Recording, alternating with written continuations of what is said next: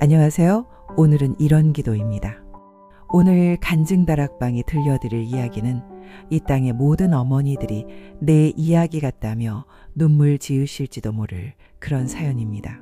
잠시 눈을 감고 오직 이야기와 목소리에만 귀 기울여 보셔도 좋습니다. 지금 박순자 어머니의 기도로 여러분을 초대합니다. 제 이름은 박순자입니다.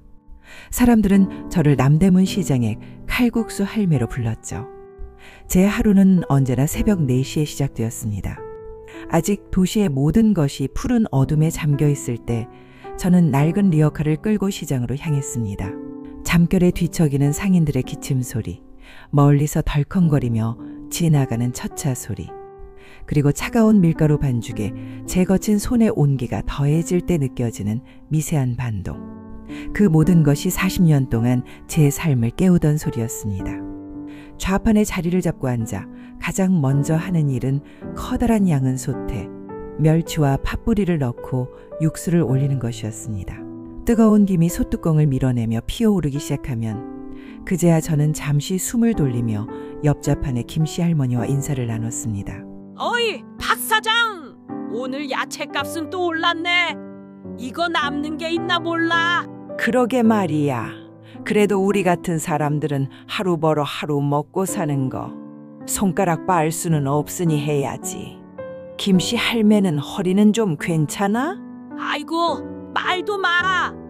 어제는 비가 오려는지 뼈마디가 쑤셔서 혼났네. 차가운 밀가루 반죽에 제 거친 손에 온기를 더하며 반죽을 밀 때면 문득 그날이 떠오르곤 했습니다. 30 남짓한 나이에 든든했던 남편이 하루아침에 흙으로 돌아가던 날, 공사장에서 일하던 남편이 발을 헛디뎌 떨어졌다는 소식을 들었을 때 저는 무슨 뜻인지 한참을 몰랐습니다. 병원 영안실에서 하얀 천에 덮여있는 남편의 얼굴을 확인하고 나서야 제 두 다리가 땅으로 꺼지는 것 같았습니다. 장례식장에서 저는 울지 않았습니다. 울 시간이 없었습니다. 제 등에는 갓난쟁이 딸이 칭얼대며 매달려 있었고 제 손에는 아비 잃은 슬픔도 모른 채 칭얼대는 2살배기 아들이 잡혀 있었으니까요. 저는 남편의 영정사진 앞에서 그리고 제 어린 것들 앞에서 이를 악물고 다짐했습니다. 여보, 당신 없다고 우리 새끼들 기죽게 안 할게. 내가 이 박순자가 당신 목까지, 아니 그보다 더 보란듯이 잘 해낼게. 하늘에서 지켜봐. 그 다짐 하나로 저는 남편이 남기고 간 쥐꼬리만한 퇴직금으로 남대문 시장 한 귀퉁이에 국수 좌판을 폈습니다. 친정어머니가 시집 올 때 가르쳐 주신 유일한 기술이었습니다. 그렇게 제 청춘은, 제 삶은 오롯이 자식들을 위한 것이었습니다. 제가 흘린 땀방울은 거짓말을 하지 않았습니다. 아들은 보란듯이 명문대 의대에 합격했고 딸은 좋은 대학을 나와 유학길에 올랐습니다. 아들의 의대 합격 통지서를 받아들고 저는 시장 한복판에서 목을 놓아 울었습니다. 그리고 다음 날 제 가게에 오는 모든 손님들에게 국수를 공짜로 대접하며 떡을 돌렸습니다. 내 아들이 이제 의사 선생님 된다고 온 세상에 자랑하고 싶었습니다. 시간이 흘러 딸애가 결혼을 하던 날 저는 사돈댁에 기죽지 않으려 평생 모은 돈을 탈탈 털어 혼수를 마련했습니다. 화려한 예식장에서 곱게 한복을 차려입은 딸의 모습을 보며 이제 정말 내 할 일은 다 끝났구나 싶었습니다. 시장 사람들이 순자 씨는 자식 농사 잘 지어서 이제 호강만 남았네 하고 부러워할 때면 제 어깨가 으쓱해졌습니다. 아들은 번듯한 의사가 되어 강남에 병원을 차렸고 딸은 유학 가서 만난 좋은 집안의 남자와 결혼해 사모님이 되었습니다. 이제 정말 고생 끝 행복 시작이라고 믿었습니다. 아들이 모시겠다는 말에 저는 40년 삶의 터전이었던 국수 좌판을 정리했습니다. 마지막 국수를 팔고 난 텅 빈 좌판을 쓸어내리는데 눈물이 핑 돌더군요. 저는 가게를 판 돈 전부가 담긴 낡은 통장을 아들에게 내밀었습니다. 아들, 병원 운영하는데 힘들지? 이거 보태 써라. 이제 엄마는 너만 믿으면 되니까. 이런 거 다 필요 없다. 제 평생의 재산이었지만 하나도 아깝지 않았습니다. 아들의 성공에 비하면 아무것도 아니라고 생각했으니까요. 저는 그렇게 모든 것을 아들에게 주고 희망에 부풀어 아들의 집으로 들어갔습니다. 하지만 아들 내외와 함께 살기 시작한 첫날부터 그 휴가는 악몽으로 변했습니다. 제가 아침 일찍 일어나 보글보글 된장찌개를 끓여놓자 출근 준비를 하던 며느리가 인상을 쓰며 말했습니다. 어머니, 저희 아침은 토스트랑 커피만 마셔요. 그리고 진우는 입맛이 까다로워서 한식 잘 안 먹어요. 손주와 놀아주고 싶어 진우야 할미랑 놀까? 하고 손을 내밀면 며느리는 어머니 애벌은 나빠져요. 학원 숙제해야 해요. 라며 아이를 데리고 방으로 들어가 버렸습니다.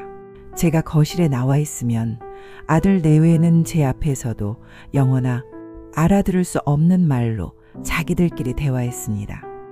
저는 그 집의 가족이 아니라 눈치만 봐야 하는 낡고 오래된 짐짝이었습니다. 결국 아들이 조심스럽게 말을 꺼냈습니다. 어느 날 저녁 며느리와 손주가 방에 들어간 뒤 아들은 제 앞에 앉아 한참을 뜸을 들였습니다. 어머니, 드릴 말씀이 있는데요.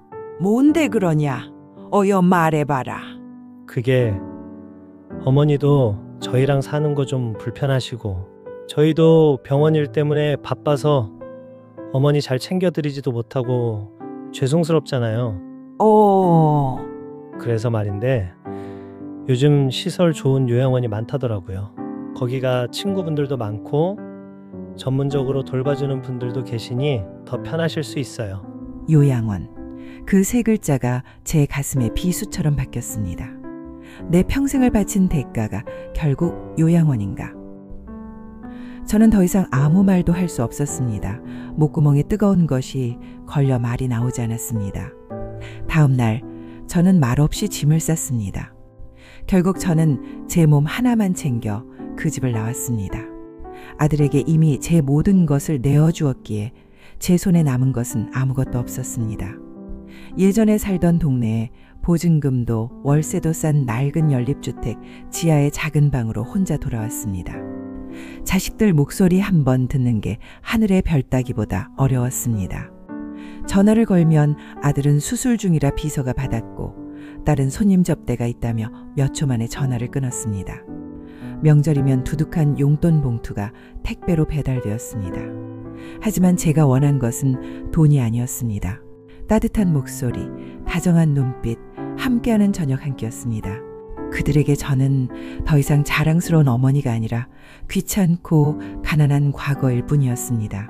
텅 빈 방 안에서 저는 벽에 걸린 아들, 딸의 졸업사진, 결혼사진을 보며 매일 밤을 울었습니다. 내가 평생을 바쳐 지은 자식 농사가 결국 쭉정이만 남았구나.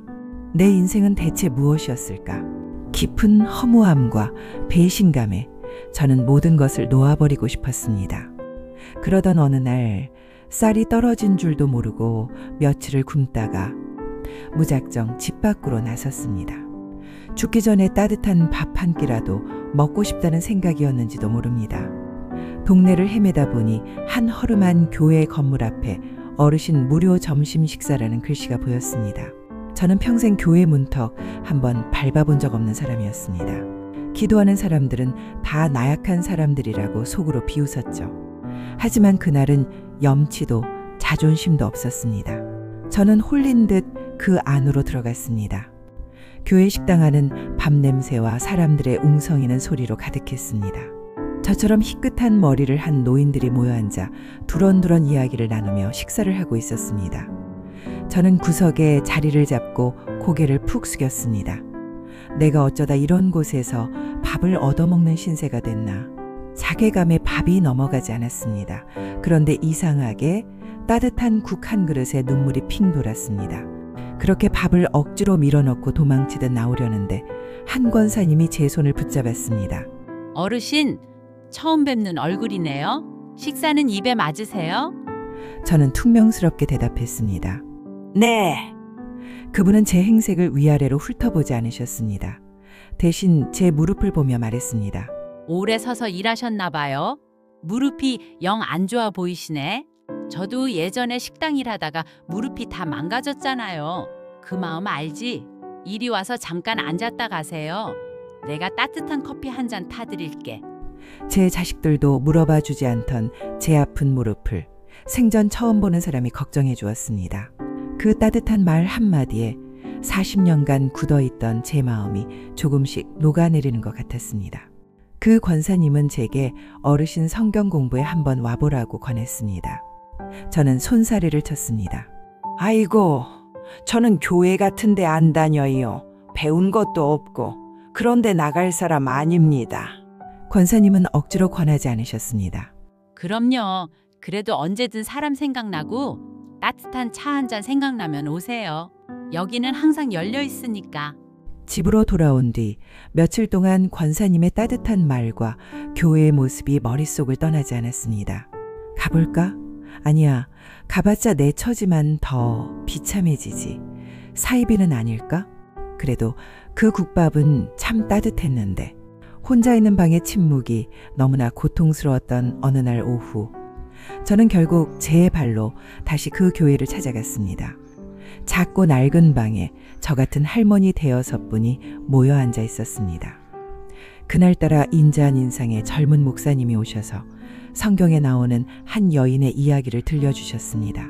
어르신들, 오늘은 성경에 나오는 하갈이라는 여인에 대해 이야기해 볼까 합니다. 이 하갈이라는 여인은 원래 이집트 출신의 몸종이었습니다. 그녀는 아브라함이라는 위대한 믿음의 조상의 아내였던 사라의 몸종이었죠. 사라라는 이름이 나오자 저는 조금 더 귀를 기울였습니다. 그런데 이 사라는 나이가 많도록 아이를 낳지 못했습니다. 하나님의 약속을 기다리지 못했던 사라는 초조한 마음에 자기 생각대로 일을 꾸미기 시작합니다. 바로 자신의 몸종인 하갈을 남편 아브라함에게 들여보내 대신 아들을 낳게 한 것이죠. 당시의 풍습으로는 그것이 허용되는 일이었지만 하나님의 계획은 아니었습니다. 결국 하갈은 아들을 임신하게 됩니다. 그러자 하갈의 마음에 교만이 싹 텄습니다. 아이를 낳지 못하는 주인 사모님을 업신여기기 시작했죠. 사라는 질투와 분노에 사로잡혀 하갈을 심하게 학대하기 시작했고, 견디다 못한 하갈은 결국 광야로 도망칩니다. 저는 그 대목에서 저를 차갑게 대하던 며느리의 얼굴이 떠올랐습니다. 물론 제가 하갈처럼 교만하게 행동한 것은 아니었지만 한 집안에서 여자들끼리 겪는 그 차가운 공기와 서러움이 어떤 것인지 알 것 같았습니다. 목사님의 이야기는 계속되었습니다. 하지만 진짜 비극은 그 뒤에 일어납니다. 시간이 흘러 하나님의 기적으로 사라도 아들 이삭을 낳게 됩니다. 그러던 어느 날 먼저 태어난 하갈의 아들 이스마엘이 동생 이삭을 놀리는 것을 본 사라는 질투심에 이성을 잃고 맙니다. 그리고는 남편 아브라함에게 소리치죠. 저 여종과 그 아들을 당장 내쫓으세요. 내 아들 이삭과 유산을 함께 나눌 수 없습니다. 아브라함은 괴로워했지만 결국 아내의 말을 따를 수밖에 없었습니다. 그는 하갈에게 빵 몇 조각과 물 한 가죽 부대를 들려주며 아들 이스마엘과 함께 집에서 나가라고 합니다. 한번 생각해 보세요, 어르신들. 평생을 바친 집에서 이제는 늙고 힘없는 여인이 아들 하나 데리고 맨몸으로 사막, 광야로 쫓겨난 겁니다. 쫓겨났다. 그 한마디가 제 가슴을 후벼 팠습니다. 아들의 집에서 짐을 싸서 나오던 제 모습이 하갈의 모습 위로 겹쳐졌습니다. 목사님은 더욱 애절한 목소리로 말했습니다. 하갈은 아들과 함께 광야를 헤맸습니다. 뜨거운 태양 아래 먹을 것은 금방 떨어졌고 생명과도 같았던 물 한 가죽 부대마저 바닥을 드러냈습니다. 아들이 목말라 죽어가는 것을 참아 볼 수가 없었던 어미 하갈은 아들을 작은 덤불 아래 눕혀두고 화살이 날아가는 거리만큼 멀찍이 떨어져 앉아 아이를 보며 목 놓아 울부짖기 시작합니다. 내 자식이 죽는 꼴을 참아 볼 수가 없구나. 그 순간 제 눈에서도 눈물이 주르륵 흘러내렸습니다. 아들이 폐렴으로 아팠을 때 차라리 내 명을 가져가라고 울부짖던 제 모습이 떠올랐기 때문입니다. 어미의 마음은 수천 년 전이나 지금이나 똑같았습니다. 아무도 없는 광야, 절망의 한복판에서 하갈은 홀로 울고 있었습니다. 그런데 바로 그때 하늘에서 음성이 들려옵니다. 하갈아, 어찌하여 우느냐? 두려워하지 말라. 하나님이 저기 있는 아이의 소리를 들으셨나니 하나님께서는 버려진 여인, 죽어가던 아이의 울음소리를 듣고 계셨던 겁니다. 그리고 하나님은 하갈의 눈을 밝히셔서 바로 옆에 있던 샘물을 보게 하십니다. 그리고 약속하십니다. 내가 그로 큰 민족을 이루게 하리라. 목사님은 말씀을 맺었습니다. 성도 여러분, 하나님은 바로 이런 분이십니다. 세상 모든 사람이 우리를 버리고 내 인생이 아무것도 없는 광야 같을 때 바로 그곳에서 우리의 울음소리를 들으시고 우리의 이름을 불러주시며 우리 곁에 샘물을 예비해 두시는 분입니다. 그 하나님을 성경은 엘로이, 나를 살피시는 하나님이라고 기록합니다. 나를 살피시는 하나님. 이야기가 끝나고도 저는 한참을 자리에서 일어날 수 없었습니다. 성경 공부가 끝나고 모두가 떠난 텅 빈 예배당에 홀로 남아 저는 처음으로 소리내어 울었습니다. 하나님, 당신 정말 계세요? 내 울음소리도 듣고 계세요? 나 너무 외로워요. 나 너무 억울해요. 한참을 울고 있는데 아까 그 권사님이 다시 다가와 제 등을 조용히 쓸어주셨습니다. 자매님, 하갈의 하나님이 어떤 분이신지 아세요? 나를 살피시는 하나님이셔. 지금 자매님이 혼자 우는 것도 다 보고 계시고 살피고 계신다는 뜻이야. 그 순간 깨달았습니다. 저는 평생 의사 엄마, 사모님 엄마로 불리며 살아왔습니다. 하지만 단 한 번도 박순자라는 내 이름으로 불려본 적이 없었습니다. 그런데 하나님은 제 이름을 아신다는 겁니다. 제가 그분의 딸이라는 겁니다. 그날 저는 텅 빈 예배당 바닥에 엎드려 어린아이처럼 통곡했습니다. 하나님 아버지, 제가 잘못했습니다. 남편이 죽었을 때도, 아들이 아팠을 때도 저는 당신을 찾지 않았습니다. 내 힘으로 다 할 수 있다고 믿었던 교만한 죄인입니다. 자식들의 성공을 내 인생의 우상으로 삼았던 죄인입니다. 이제 와서 그들을 미워하고 원망했던 죄인입니다. 하나님, 저는 그저 박순자입니다. 아무 훈장도 없는 늙고 병든 죄인입니다. 이런저라도 당신의 딸이 될 수 있습니까? 이 무거운 짐을 제발 가져가 주세요. 저를 좀 쉬게 해주세요. 그것이 제 인생의 첫 진짜 기도였습니다. 그날 이후 제 삶의 주인이 바뀌었습니다. 자식들을 원망하는 기도 대신 자식들을 용서해달라는 기도를 했습니다. 그들을 이해하게 되었습니다. 나 역시 의사 아들을 내 자랑거리로 삼아 내 교만의 훈장으로 여겼던 이기적인 엄마였다는 것을 회개했습니다. 마음의 평안을 찾자 몸도 조금씩 좋아졌습니다. 저는 제가 평생 해온 유일한 일, 국수 만드는 일을 다시 시작하기로 했습니다. 돈을 벌기 위해서가 아니었습니다. 제가 밥 한 끼를 얻어먹었던 그 교회 주방에서 다른 외로운 어르신들을 위해 국수를 만들기 시작했습니다. 그곳에서 저는 다시 칼국수 할매가 되었습니다. 하지만 이제는 돈을 버는 장사꾼이 아니라 사랑을 나누는 요리사였습니다. 예전에는 내 자식 입에 밥 들어가는 것만 봐도 배불렀는데 지금은 낯선 어르신들이 제 국수 한 그릇에 맛있다, 고맙다고 웃어주시는 모습에 배가 부릅니다. 제 손맛이 누군가에게 위로가 될 수 있다는 것이 얼마나 기쁜지 모릅니다.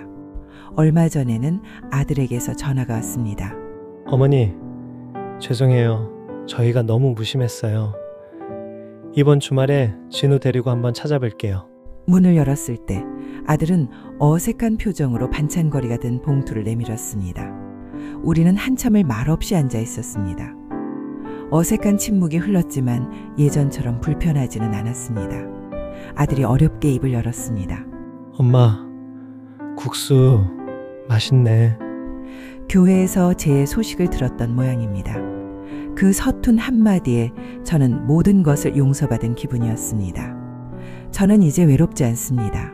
저에게는 이제 세상의 자식보다 더 든든한 아버지가 계시고 함께 기도하고 함께 웃는 하늘의 가족들이 생겼기 때문입니다. 모든 것을 잃었다고 생각했던 빈 둥지에서 저는 비로소 영원한 집을 찾았습니다. 폐허가 된 둥지에서 홀로 울던 한 어머니는 이제 하늘아버지가 차려주시는 풍성한 잔치상에 매일 참여하고 있습니다. 이 이야기가 삶의 허무함과 자녀 문제로 고통받는 모든 부모님들께 따뜻한 위로가 되기를 소망합니다. 이 위로가 필요한 더 많은 분들에게 간증이 흘러갈 수 있도록 여러분의 마음을 더해주세요. 여러분의 구독과 좋아요는 이 이야기를 전하는 가장 귀한 섬김이 됩니다. 간증다락방이었습니다. 감사합니다.